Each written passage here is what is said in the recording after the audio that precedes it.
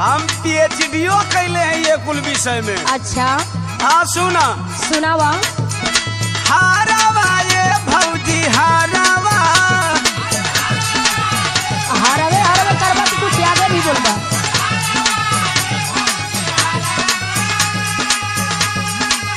सुना बोला। माली बिना हरावा कोहार बिना पुरावा अहिरे बिना हुरावा चलता नहीं खे।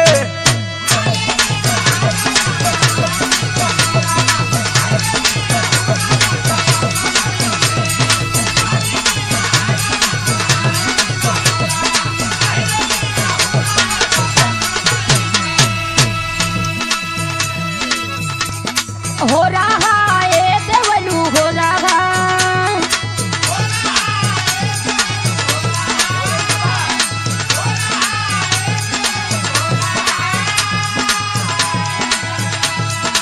केई बिना हो रहा केई हो बिना खो रहा केई बिना बिना हो कति नहीं थे।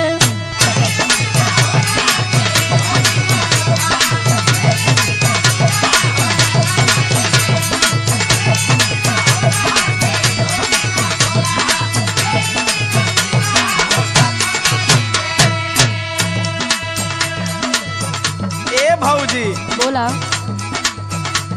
देखो इतना जनसंख्या बढ़ गई कि सगरों तो घरे बने लगल खेत कम हो गई। ये तो सही बात बा। लेकिन देखो हमारा बियाह करौले का ताव धैले बा। लेकिन तोहर आखिरी सवाल का जवाब हम बताओ तनी सुना। सुनावा। हो रहा ये भौजी हो रहा।